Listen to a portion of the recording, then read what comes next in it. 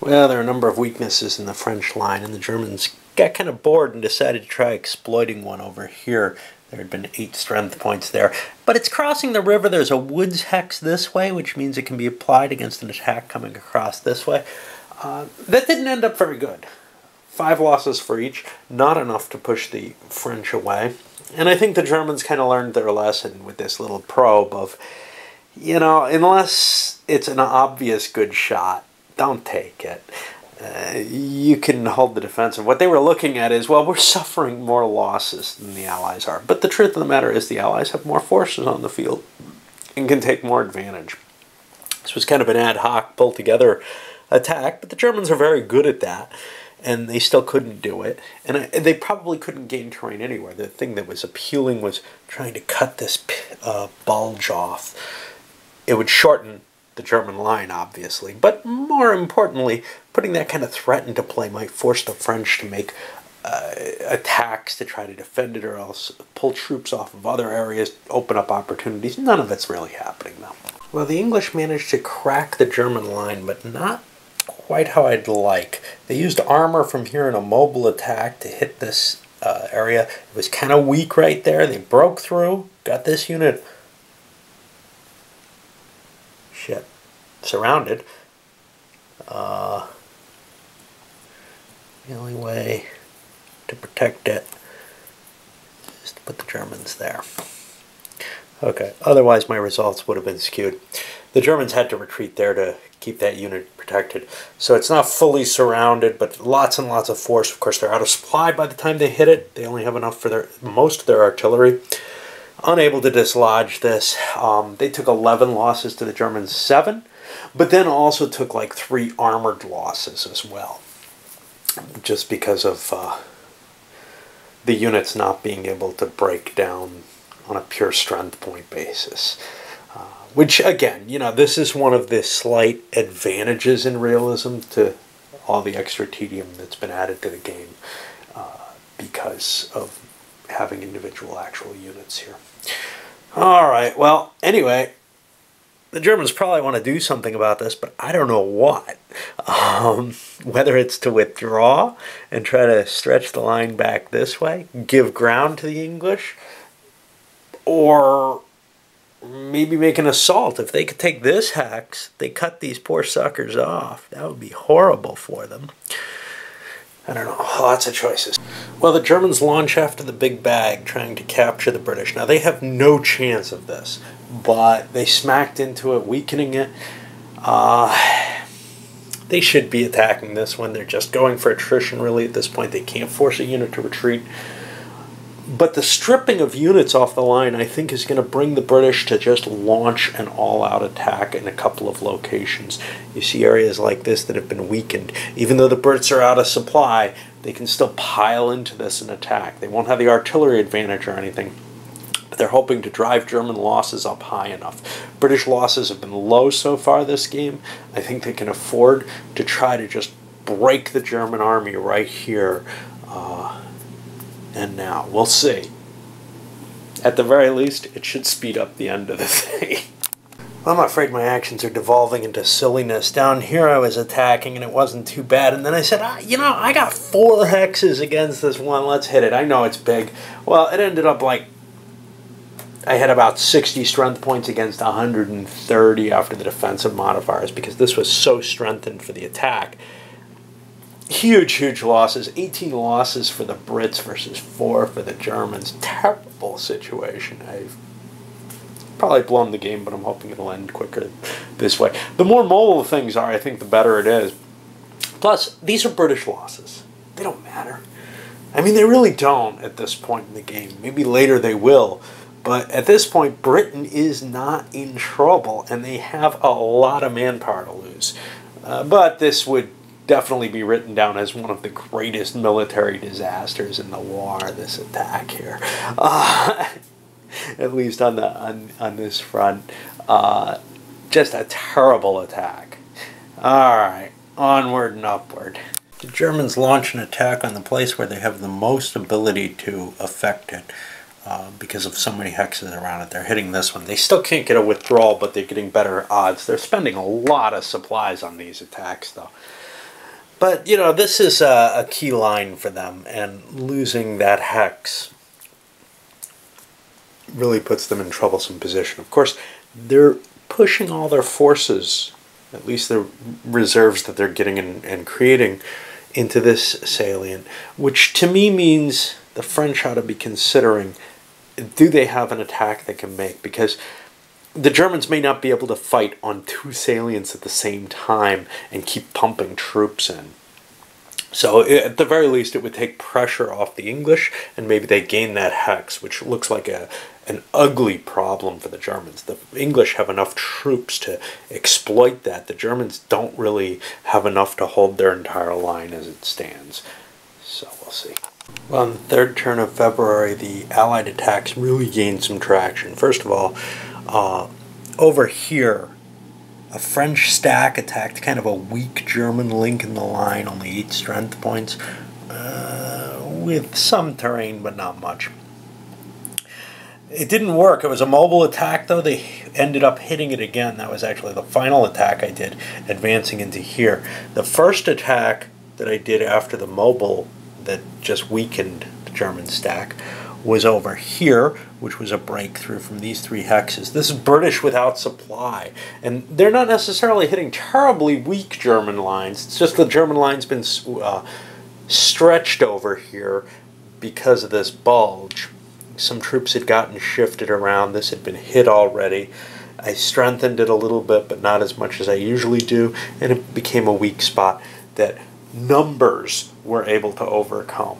That German line's beginning to crumble, it looks like. And then over here we also got an attack on this hex, which ended up not falling, but the French caused more casualties than they took. Of course, they also spent a lot of supplies on the attack. So the Germans have a lot of supply comparatively to the Allies. The Allies are actually running fairly low. The Brits out, absolutely out, and the French kind of dropping to low values here. But the Germans don't have the troops in the right places. They have strong points along here, for example. But if I shift out of there, that will become a potential French salient to launch an attack on. It's beginning to look like it's time to pull back to the Hindenburg line and use the extra troops elsewhere. I didn't want to have to do that. I wanted to keep that vice around Paris just to see if I could, you know, eventually take it, but I don't think I can. I think Paris's big fortresses, even though I really weakened this one, are just too strong to make it worthwhile at this point. Unless I can wipe out the French artillery somehow.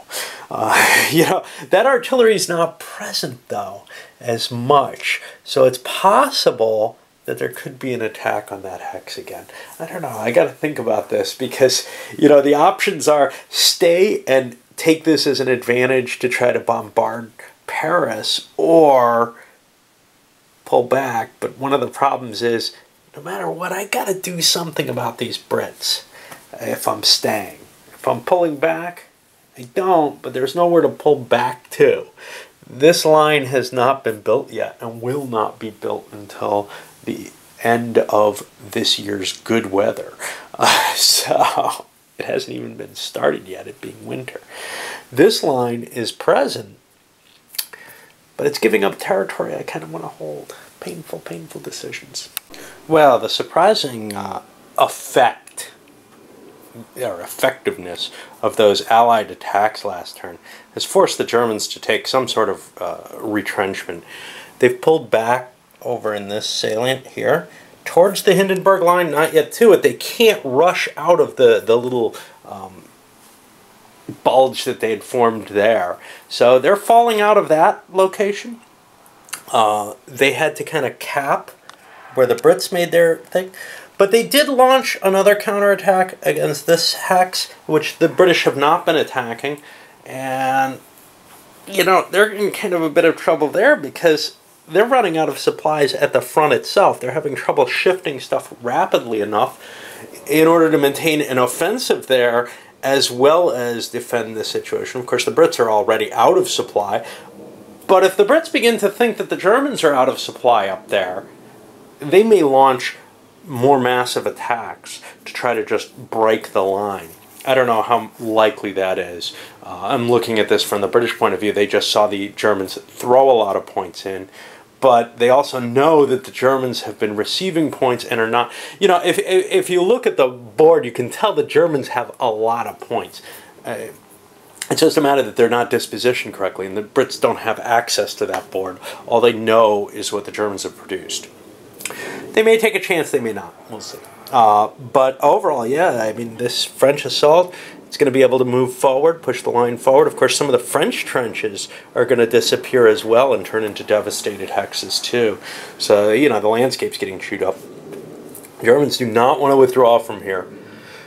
Pulling all the way back, you know, if they're forced to, they will. But they don't want to give up that proximity to Paris. They think that that is their only real chance of delivering sort of a death blow in the game. And, you know, if you think about it historically, the Germans pulled back from Paris, from their bulge, and then launched another attack later on to break through and get back there. Of course, it isn't that hard to cover ground once you make the break, one might think, if the break is sufficient. What we're seeing here with the Germans, that break is sufficient, and it's causing a lot of damage. But my feeling is if I hold out until the eastern reinforcements come up, they may be enough that with the Strasstruppen, that I can actually launch a reasonable offensive that will get me something.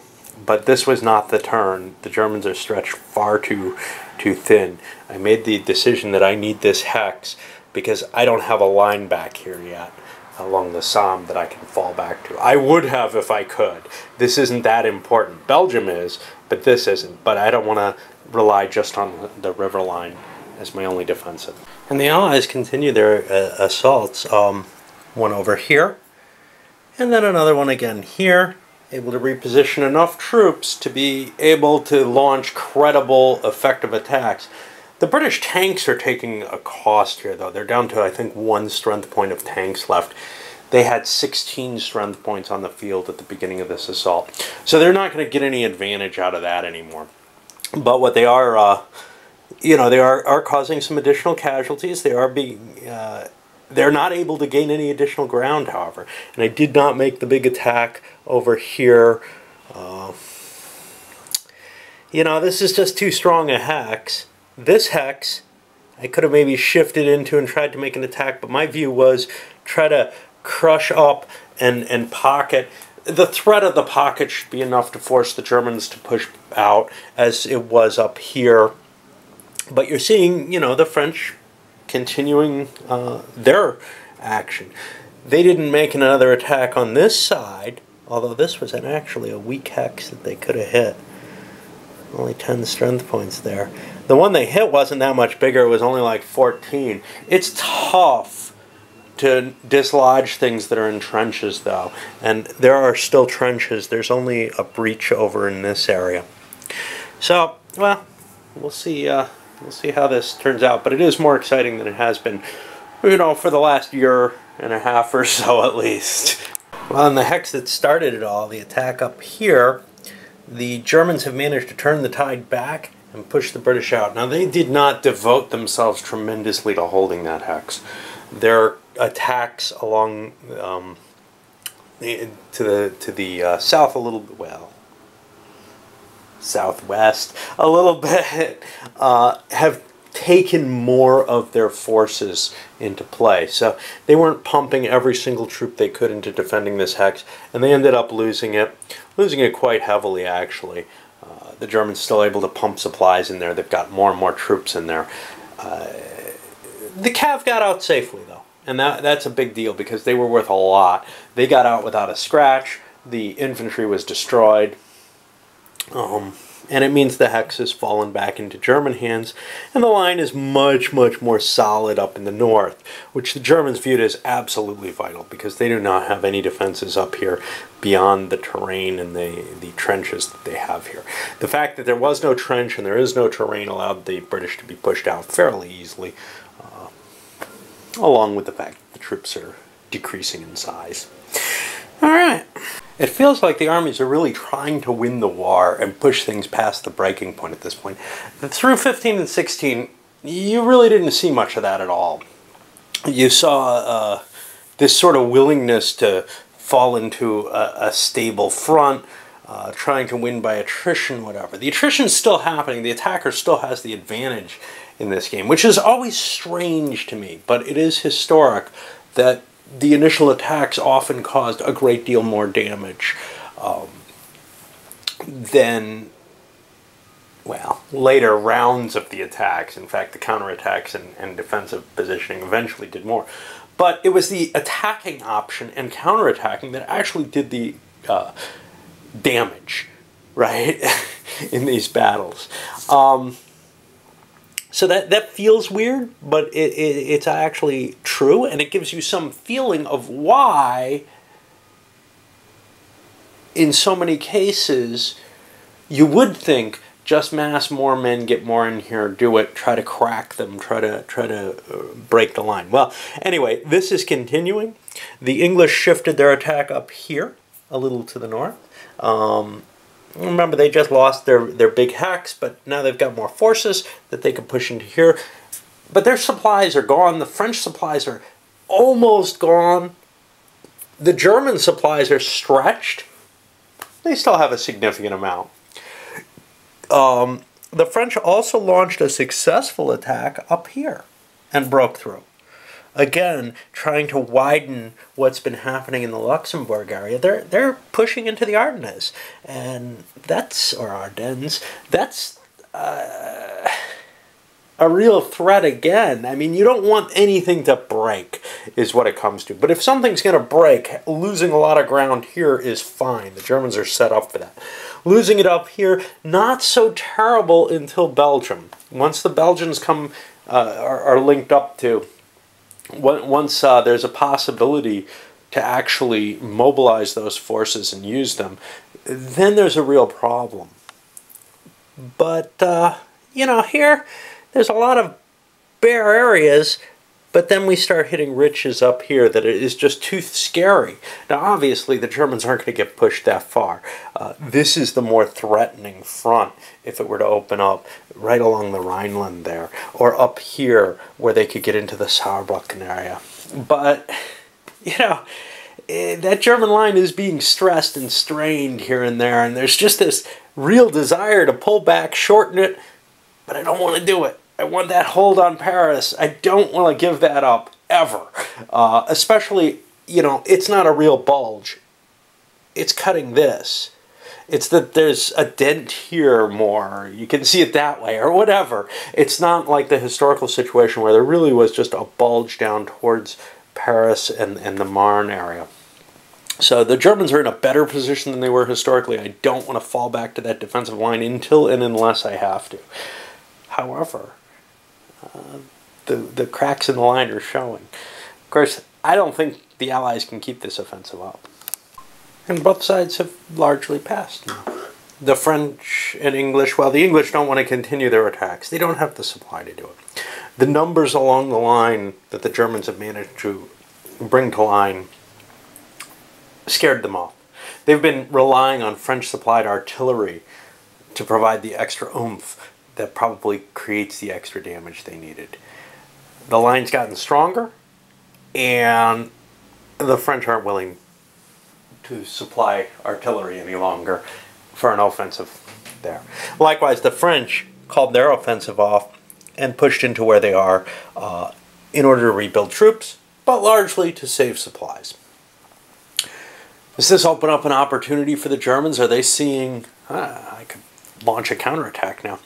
Well, if it does, they don't want to do the counterattack necessarily at the weak spots, which are now fairly heavily, you know, if you look at this, that's a big stack. The terrain's not great there for them, and there's no great advantage to gaining ground there. So what they may do is search around here, but some French troops actually place themselves down on that line in this spreading out process. I don't think the Germans have an opportunity coming open. What they want to do is hold on until they get their assault troops, so we can see how those work. They spent tons and tons of supplies on these assaults and counter-assaults, there's no compelling reason for them to move forward at this point. And February passes away. What we've got is really, I can actually rail this British tank out of there, but I got nothing better really to do for it. What we've got is really kind of a redistribution of forces so that we can start rebuilding. It's going to be kind of a painful process, as it always is in this game, the shifting stuff around, trying to get your replacements back in the line. It's a pain in the butt. But, well, when you see something like this last month, the February month, it almost seems worth it. It's the long periods in between and the sporadic little attacks, those big offensives that we saw there, does impress me. I like them. They're fun to play out, even though they're kind of a headache to work through. But, well, you know, kind of added a little bit of pizzazz to my game, makes me want to keep playing. I think I'll probably make it through. I'm guessing things will get painful during 17, but then I've got this big stack of assault troops that should make things more interesting again. And in fact, you know, most World War I games largely ignore 1915 and 16. In a sense, this game is this series is really the only thing that covers all of World War I, all of the different positions in this operational level.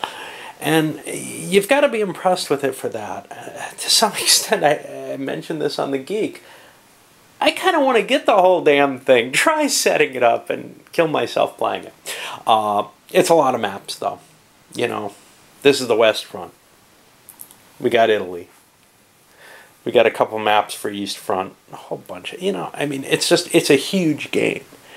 And I don't know. But after this last month, I kind of feel just a little more positive about it than I had been. All right, up it goes.